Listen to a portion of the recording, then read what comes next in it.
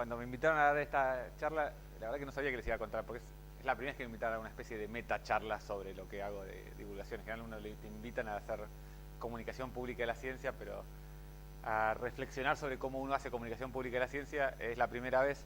Así que en realidad lo que les propongo más es que en lugar de ser una charla unidireccional, por lo pronto durante un rato tengamos un diálogo, más que nada con preguntas y con respuestas, y con mate también para mí, ya que están. Y en función de eso vamos viendo cómo venimos, ¿sí? La idea es que sea útil y que podamos aprender de unos de los otros. Elegí esta transparencia para arrancar, que es una transparencia que yo en realidad la estoy rehusando de otra charla, que tenía otro fin, pero en realidad es el mismo fin, ¿no? Como algunos de ustedes escucharon esta mañana, yo trabajo, si querés, en la frontera entre la física y la biología. Mi trabajo como investigador es resolver problemas biológicos utilizando herramientas de la física, y para eso siempre estoy a mitad de camino entre lo que no sé y lo que sé, que en realidad es lo que hacemos todos, ¿no? Cada uno en su dominio. Como investigadores, si estamos haciendo bien las cosas, por lo menos la mitad del tiempo estamos haciendo cosas de las que no sabemos, ¿no? Si no, estaríamos haciendo otro tipo de tareas que están muy bien, pero no son ciencia. Y cuando uno hace interdisciplina, esto se multiplica por n. Uno tiene que estar todo el tiempo transitando un camino de acercarse al otro, al que tiene otros conocimientos diferentes, otras experiencias, otras vivencias. En particular, yo me acuerdo cuando me mudé después de hacer mi doctorado a Alemania, a un instituto Max Planck, compartíamos la oficina con un postdoc también, que era su primer postdoc también como el mío. Yo era físico bien físico y él era biólogo bien biólogo, y teníamos discusiones muy interesantes, ¿no? Esas discusiones eran, él era español y continuamente discutíamos sobre los receptores, sobre la microscopía, sobre la PSF del microscopio, ¿no? A veces elevando bastante la voz, cosa que llamaba la atención bastante a nuestros compañeros de oficina alemanes, que a veces venían a preguntarnos si nos estamos peleando por algo importante, ¿no? Porque obviamente hablamos en español, los alemanes no entendían nada. Y cuando le decíamos que estábamos discutiendo si la PSF del microscopio era o no una elipsoide, como que se asombraban un poco, ¿no? Pero lo que fue importante de esa experiencia es que durante esos años Pedro y yo construimos un lenguaje común, ¿no? Un lenguaje común entre la física y la biología. Él aprendió lo que yo tenía para enseñarle, y él me enseñó a mí lo que él tenía para enseñar, ¿no? Y todo lo hicimos desde aceptando que el otro tiene un saber interesante para transmitirme. Y lo bueno de estar en un lugar así es que uno no tiene ningún problema de aceptar que no sabe un montón de cosas. Entonces podíamos aprender realmente las primeras cosas, ¿no?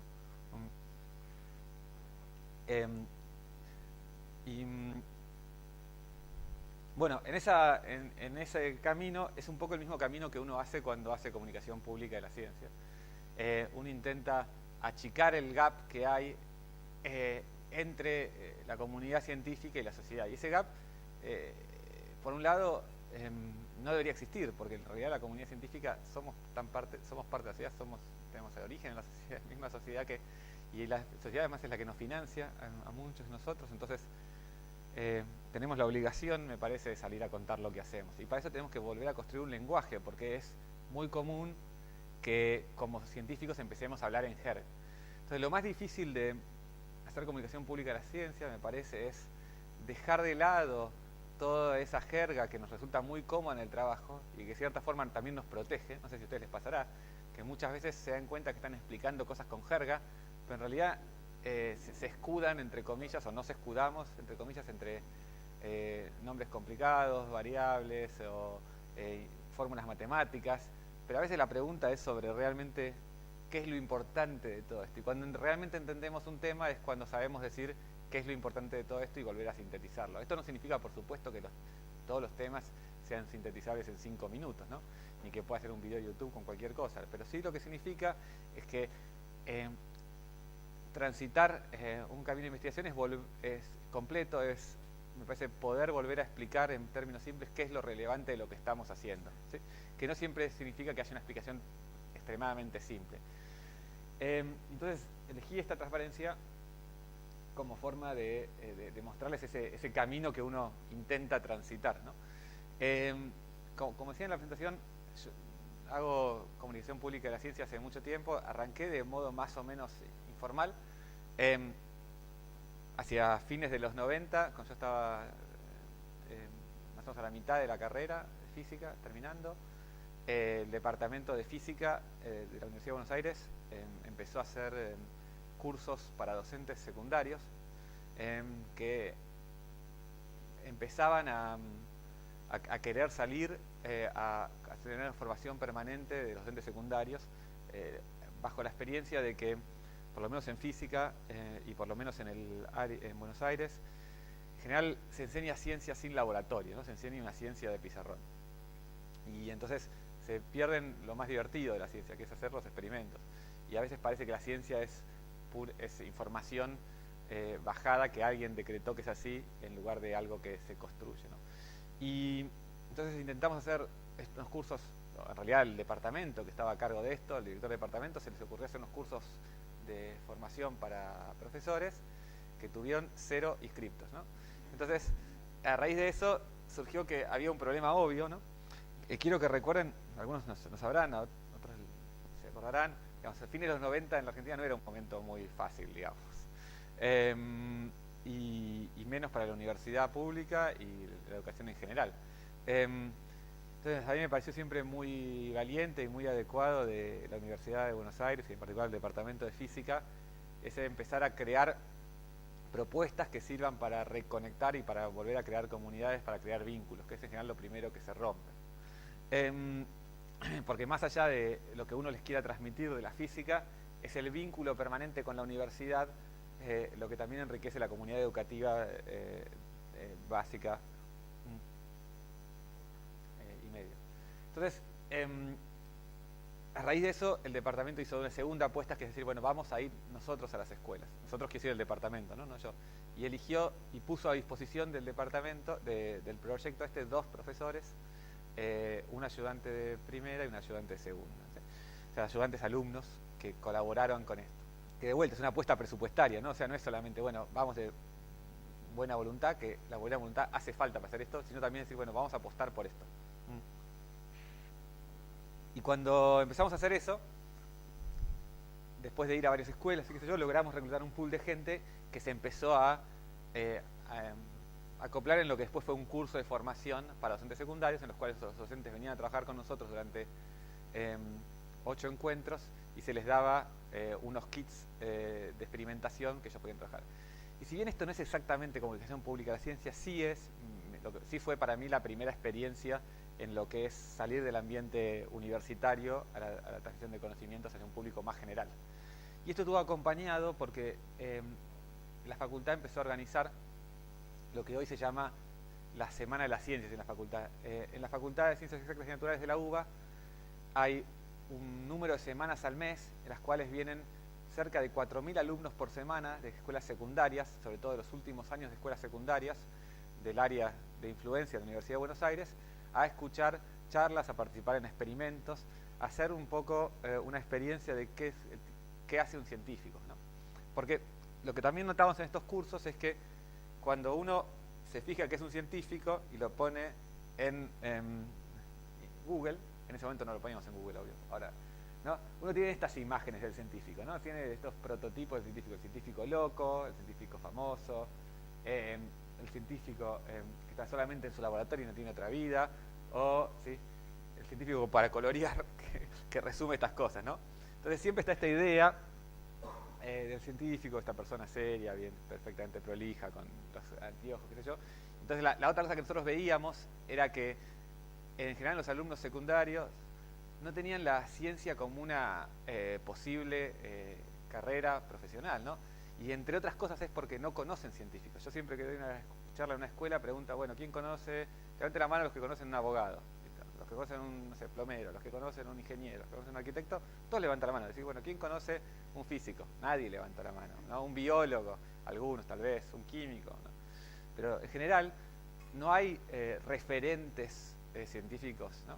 O sea, digo en la vida cercana, no digo en la tele o en los medios, sino digo Los alumnos es rara vez que puedan haber encontrado a otro científico o un estudiante de alguna carrera de ciencias con el cual se puedan relacionar y preguntarle, che, bueno, ¿de qué se trata esto? Ok, muy bien, estudias esto, pero ¿cómo vivís? ¿De qué vivís? ¿Comés todos los días? ¿Llegás a fin de mes? Sí, eso no depende tanto de si uno estudió ciencia o no, pero digamos, me parece que es importante que los estudiantes secundarios que están buscando una carrera tengan una persona real, concreta, a la quien preguntar y a la quien referirse. Y bueno, a mí, si esto que hace esta persona es lo que me gustaría hacer. Y digo escuelas secundarias porque en general es como ha empezado la comunicación pública de la ciencia en muchos lugares. En muchos lugares la comunicación pública de la ciencia se arranca como una especie de despertar vocaciones, ¿no? Y eso es importante, pero espero convencerlos al final de hoy que no es la única cosa, ¿no? Entonces, en ese sentido, generar... la facultad recibe toda la semana, hasta la semana de la física, la de la química, la de la matemática, la de la geología, la de la computación y un montón de otras semanas más, la oceanografía o ciencia de la Tierra en realidad se llama, y vienen contingentes de alumnos de escuelas públicas y privadas de la zona de influencia y escuchan charlas de investigadores, ven stands de demostración, ¿no? Todo eso se hacía todo a pulmón antes, puro voluntad y estaba bien. Pero la facultad en un momento se dio cuenta que esta es una actividad central de nuestra misión como universidad pública. Entonces, todos los años contrata divulgadores, lo llaman, son cargos rentados que se seleccionan todos los años entre los alumnos, estudiantes de las carreras de la facultad, que funcionan muy bien porque son, por un lado, una forma de incluir a los alumnos en la tarea, de darles a algunos alumnos un pequeño sueldo que pueden utilizar para acompañar su manutención, en tareas que están vinculadas a temas que en general les gusta, porque lo que sí vemos es que los alumnos de ciencias están muy interesados en esto, ¿no? Y se fue generando un pool de gente que es un semillero de futuros divulgadores, porque esa es la otra cosa, ¿no?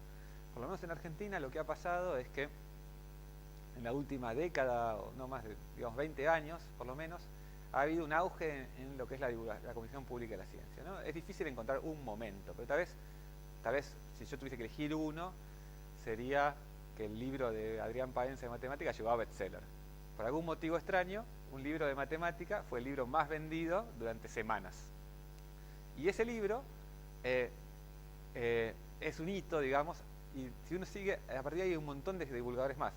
Adrián no es el único, hubo muchas otras personas más, pero todo esto se fue generando dentro del ámbito de las universidades públicas y la facultad, que son en realidad las únicas que alojan las facultades de ciencias exactas y naturales, por otro lado, en Argentina, ¿no?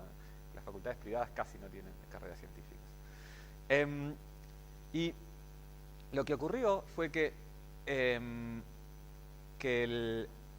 esta generación de alumnos que participaban como divulgadores, participaban en la Semana de Ciencias, empezaron a generar un montón de actividades distintas. Por ejemplo, se creó una asociación que se llama Expedición Ciencia, que hacen campamentos científicos, o se crearon grupos de stand-up científicos, hay un montón de actividades que surgen naturalmente cuando hay mucha gente que le interesa un cierto tema, ¿no? Y eso enriquece el ecosistema de comunicación pública de la ciencia, que es algo que también me interesa hacer. Y se empezó a notar eso también en los medios. Si bien paradójicamente de todos los medios grandes, para los que conocen los medios en Argentina, bueno, Clarín, La Nación, Página 12, perdieron sus suplementos de ciencias por distintos motivos, a su vez ganaron en algunas notas o temas científicos y aumentó el número de comunicadores públicos, tanto del lado del periodismo, que se inclina hacia el periodismo científico, como del lado más de la ciencia, que se inclina a la divulgación. Y eso se ve en programas de tele, mejores o peores, pero se ve en YouTube, se ve en Twitter, se ve en Facebook, se ve en un montón de lugares. Hay mucha gente con un afán de comunicar. Y eso es importante porque genera una comunidad y genera material, ¿no? Eso es interesante. Entonces, resumo, por un lado, interés de las instituciones por hacerlo, de donde se alojen, que sea más que voluntarismo y que esté apoyado económicamente en gente, porque hay que mantener la estructura de ese tipo de cosas. No es muy costoso, pero se puede hacer. Y salir al encuentro de la gente, no esperar que la gente venga, porque, bueno, a ustedes también les pasa acá, Ciudad Universitaria, exactas, Ciudad Universitaria en la UBA está en la esquina de la ciudad, casi que nos caemos al río, entonces la gente no viene. Pero bueno, a partir de esto se fue generando un montón de actividades interesantes. Yo les voy a contar algunas en las que yo participé, pero de ninguna manera son representativas. Hay un montón de gente que participa en esto, ¿no? Y esto es lo que hace rico el ecosistema, ¿no?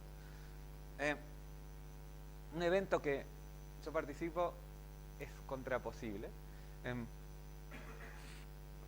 Contraposible es una idea de dos estudiantes de doctorado de la facultad, que son encuentros de ciencia y ficción. Lo que encontraron ellos es que hay, bueno, como muchos estudiantes de física, son nerds, o somos nerds, digamos, pero y hay un nicho de gente que le interesa mucho la fantasía y la ciencia ficción, pero no solamente por eso, sino le interesa saber, bueno, ¿es esto posible? De eso se trata Contraposible. Son estas ideas que vemos en películas, en series, en dibujos animados, en programas de computación, en juegos, viables desde el punto de vista científico que lo conocemos. En realidad lo que hacen estas charlas es hacer la pregunta de qué pasaría si, digamos, ¿no? Y eso es lo que hacen estas charlas. Entonces organizaron unos encuentros, que la primera se hizo en la Biblioteca Nacional de Buenos Aires, que está en Buenos Aires, tiene capacidad para el salón mayor para 230 personas más o menos. Estos chicos empezaron a organizar el encuentro, invitaron a dos profesores de la facultad, del departamento, Pablo Minini y yo, y ellos dos hicimos un ciclo que era una charla de 20 minutos sobre libros, un libro de ciencia ficción, que la primera fue Mundo Anillo, después un juego de ciencia ficción que era en realidad el Portal, y era cuál es la física del Portal. Después un break de 20 minutos donde había churros y café, y galletitas, qué sé yo, donde le iba a charlar con la gente, muy importante eso. Pero justamente, digamos, si van a escuchar una charla, lo ven por internet, digamos. La idea es encontrarse con la gente y después otras dos charlas, una sobre Flash y otra que di yo sobre cómo construir un sable láser. Entonces, noten que eran todos temas pop, digamos, entre comillas, todos temas vinculados con la cultura popular, y eso es también una característica de Contraposible. Lo interesante de esto, que a mí me llamó mucho la atención, estos dos estudiantes, Germán Dima y Patricio Clark, empezaron a organizar esto, y como siempre, ¿no? Hasta que uno consigue esto, otro, todo a pulmón, y terminaron haciendo la difusión por Facebook y Twitter, no sé si 2 o 3 semanas antes, ¿no? El evento era a las 2 de la tarde un sábado. Yo iba a llegar antes para empezar a poner las computadoras, que siempre hay un problema con el cable, etc. Y entonces lo llamo a Germán a la 1 y le digo, che Germán, ¿cómo va todo? Me dice, bien, ya está la gente haciendo cola. Digo, ¿haciendo cola para qué? Digo, nosotros habíamos puesto que había una capacidad limitada, que les pedíamos prescripción y íbamos a hacer entrar a la gente en orden de llegada, pero ahí a que haya cola es otra cosa, ¿no? Y había una cola larguísima para entrar y se llenó el lugar, ¿no? Y eso te da la pauta de que si uno da una actividad de calidad y bien organizada, y estos dos chicos lo organizaron fantásticamente, la gente se suma, ¿no? Y el año siguiente fue en el C3, que es el Centro Cultural de la Ciencia, que aprovecho y les cuento, el Ministerio de Ciencia y Técnica en Argentina se mudó a una zona que se llama Polo Científico Tecnológico, y ahí construyeron un museo de ciencias con un lugar donde hay un gran salón para hacer charlas y otros dos salones más pequeños, ¿no? Y para actividades que son de comunicación pública de la ciencia se pueden utilizar. Entonces también otro sábado lo hicimos y ahí entraron unas 400 personas. De vuelta, con otras charlas, una de las cosas. Entonces, bueno, este tipo de actividades te muestran que hay receptividad para charlas de comunicación pública de la ciencia. Y hay mucha gente interesada y hay muchos nichos también interesados. Y esa es otra cosa importante, ¿no? Yo lo que veo es que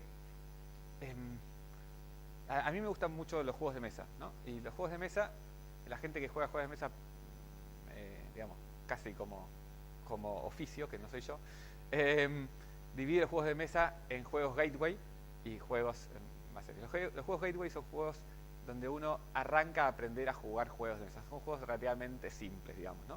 Pero esto no significa que sean malos. Y otros juegos que requieren mucho más. Un juego gateway es algo que uno puede jugar una noche con unos amigos que no juegan, se siente, les explica y en 2 minutos salís jugando. Y un juego más sofisticado sería un juego en el cual yo tengo que explicar las reglas, que son larguísimas, tengo un libro y 28 dados y ese tipo de cosas. Bueno, digamos, la realidad es que para que existan estos juegos más sofisticados tienen que existir los juegos gateway, porque todo el mundo hace un recorrido y hay gente que no le gusta los juegos muy sofisticados, y hay gente que sí. Entonces, me parece que con la comunicación pública de ciencia también tiene que haber esto, ¿no? Tiene que haber distintos estadios o formas de comunicar. Tiene que haber comunicación pública de la ciencia más formal, en la cual queremos contar a la sociedad lo que estamos haciendo en nuestros laboratorios, ¿sí?, de punta, e intentar ser lo más correcto posible. Pero también tenemos que tener comunicación pública de la ciencia, donde intentamos contar cómo los científicos entendemos un problema. Y todo este ejemplo, por ejemplo, de Contraposible es exactamente eso, ¿no? Digamos, no construí un sable láser, pero eso me dio la excusa de poder decir cómo uno atacaría ese problema. Porque lo que quiero llegar es que lo importante de la comunicación pública de la ciencia no es solamente, como la enseñanza en ciencia también, no es solamente comunicar lo que uno sabe o lo que uno hace, sino cómo uno lo sabe y cómo uno lo hace. Porque eso es lo que distingue a la ciencia de otras actividades humanas, ¿no? El método por el cual nosotros aprendemos. Y cuando vemos nuestra sociedad, vemos que hay un montón de cosas que están basadas en el entendimiento científico y necesitamos contribuir a esa alfabetización científica del público general, contando de vuelta cómo aprenden las cosas. Y sobre todo en un mundo que cambia tan rápido, contar cómo la comunidad científica aborda un determinado problema del cual sabe poco o nada, es más valioso a veces que contar las soluciones al mismo problema, ¿no? Y eso es un poco lo que tengo que hacer. Y hay que hacerlo a distintos niveles, ¿no? Y en vínculo a eso, por motivos que yo contaba antes, para despertar vocaciones, se ha hecho mucho en Argentina comunicación pública de la ciencia a chicos de los últimos años del secundario. Pero mi sensación es que esto está buenísimo que existe y tiene que existir, pero no alcanza, porque muchos a esa edad ya están decididos, digamos. Hay que arrancar antes, ¿no? Hay que arrancar antes a mostrarles lo que la ciencia puede ser. Y además, trabajando con chicos de no sé, 6, 7, 8, 9 años, tienen digamos, una curiosidad y un interés, y también tienen mucha menos vergüenza, y eso les permite crear hipótesis mucho más interesantes a la hora de discutirlas a veces que alguien que está ya cohibido, digamos, por el que dirán. En particular, es lo que se anunciaba en la charla, a mí me llamaron hace un año más o menos de esta editorial que se llama Yamiqué, es una editorial argentina fundada por una bióloga y una física, que hacen libros para chicos de ciencia. Y que tiene lindo que, o a mí lo que me gusta mucho esta editorial, yo la conocí antes de que me llamaran porque son los libros que le compro a mis hijos, que son, están muy cuidadas las ediciones, se nota que están a cargo de gente que ama lo que hace, y entonces los libros no son solamente lo que le manda el autor, son lo que le manda el autor corregido, editado, discutido con el autor por las editoras, que son estas dos personas, una física y una bióloga, y eso se nota en el resultado final, ¿no? Y eso también, decía, este es un libro, digamos, no te va a explicar el último descubrimiento científico, pero es importante que este libro exista o que libros como estos existan para que después los otros también sean accesibles. No se puede ir directamente al libro más sofisticado, ¿no? Entonces, me parece que es interesante la idea de que tiene que existir un ecosistema, ¿no? Un ecosistema con todos los niveles de comunicación y con muchas formas de comunicación también. Y ese ecosistema tiene que estar nutrido por gente que le gusta hacer eso. También es un error, a veces pasa en algunas instituciones, que se dice, bueno, todos tienen que hacer comunicación pública de ciencia. Y hay gente que no le gusta y no lo hace bien, y eso se nota después públicamente. Lo mejor que te puede pasar es que la gente que tiene voluntad para hacerlo y que tiene predisposición y además buena presencia para hacerlo, lo haga, y que eso esté reconocido entre la institución también, ¿no? O sea, y como decían, la UBA siempre, el departamento de física siempre lo hizo y la facultad siempre lo hizo, y el CONICET hace un poco de tiempo y lo empezó a hacer a través del programa Vocal y un programa también en el que participé que se llama Paz y Ciencia, que básicamente lo que tienen es financiamiento para investigadores, básicamente son viajes, pagan el viaje de un investigador a algún lugar para dar una charla vinculada a la ciencia, ¿no? Y entonces con ese programa viajamos a distintas escuelas del interior. Es muy lindo porque a veces inclusive se generan charlas que para mí son las más interesantes cuando viene un científico local y uno de otro lado. Entonces se genera un ambiente muy interesante porque eso también promueve la divulgación. la comunicación pública de las ciencias a veces cuesta arrancar porque hay gente que dice no sé cómo arrancar, qué sé yo, entonces tal vez traer a alguien que te ayude a arrancar sirve, pero también financia viajes hacia escuelas, pero también, por ejemplo, la gente de Misiones invita para un café científico. Es una actividad, a mí me pareció fabulosa, es a la noche, viernes a las, no sé, 9 de la noche, en una sala, no sé, 4 veces esta o 3 veces esta, un grupo toca música media hora, mientras tanto la gente toma vino, qué sé yo, y después un investigador da una charla de media hora, genérica, ¿no? O sea, digamos, de su tema, pero que no sea técnica. Y después son preguntas, así abiertas del público. Y la gente quedamos hasta las 12:30, ¿sí? 1 de la mañana casi. ¿No? Te da una cerveza, qué sé yo, y te puedes a charlar. Eso, impresionante. Y es lo que yo les decía. A mí cuando me dijeron, ¿querés venir a un café científico? Es el viernes de 9 a 1 de la mañana. Yo dije, voy a estar solo, yo y el organizador. Y no. Y porque hay un grupo ahí en Misiones que se mueve para organizarlo, trae estudiantes de ciencia y organizan un ambiente que genera además la charla. Y surgieron un montón de preguntas súper interesantes y de discusiones entre distintas personas. Es muy lindo el ambiente, ¿no? También la facultad organiza algo parecido con las escuelas del distrito donde está la Universidad de Buenos Aires. O sea, tiene una especie de base de datos donde dicen, bueno, Hernán Greco este año puede dar una charla de tales temas, tales días, y bueno, las escuelas piden, podría venir tal o cual, y muchos investigadores de la facultad participamos de este programa. Investigadores y estudiantes de doctorado, es sumamente rico, ¿sí? La UBA está o la facultad está en realidad en la parte norte de la ciudad de Buenos Aires, entonces cuando nos vemos de qué escuelas vienen, sobre todo, vienen de toda la capital y las escuelas de zona norte de la ciudad de Buenos Aires, o sea, no vienen de todo el conurbano bonaerense, ¿no? Y eso nos dice, entre otras cosas, que organizar un viaje escolar para algunas escuelas, sobre todo las públicas, es complicado en Argentina por el nivel de burocracia. Entonces nos ha ayudado mucho para facilitar esos tiempos, hacer cosas como que las municipalidades de los distintos lugares, o la provincia o la nación, lo declaren de interés. Si eso ocurre, después todo el tramiterío de las escuelas para poder llegar a hacer el viaje escolar es mucho más rápido, ¿no? Pero ¿qué pasa? Igualmente uno no llega a todas las escuelas. Entonces creemos que está buenísimo que este tipo de ideas se repiquen en otras universidades. Y de hecho pasa, la territorialidad es importante. Las escuelas tienen cerca a veces una universidad y van a recurrir a ellas para esto. Y te cuento también que esto funcionó a nivel de docentes. A raíz de estas charlas, de estas semanas de las ciencias, pasó que muchos docentes empezaron a decir, está muy lindo esto, pero a mí me hubiese gustado poder ir a otras charlas también y no puedo porque tengo que estar cuidando a los alumnos, etc. Entonces se organizó la Semana de la Educación de las Ciencias, en la misma facultad, donde vienen los docentes, ya con horario más libre, digamos, a participar de actividades, ¿no? Entonces, no sé, si tienen ganas, pero esto es a modo de, si tienen ganas, no sé. A veces te dicen, bueno, pero concretamente, todo muy lindo esto de la meta charla, ¿cómo es un evento de dibujo? ¿No? Entonces, les puedo contar, si quieren, por ejemplo, una charla que di hace relativamente poco, que se llama Apuntes para destruir al mundo, ¿no? Que la di acá en la Feria del Libro.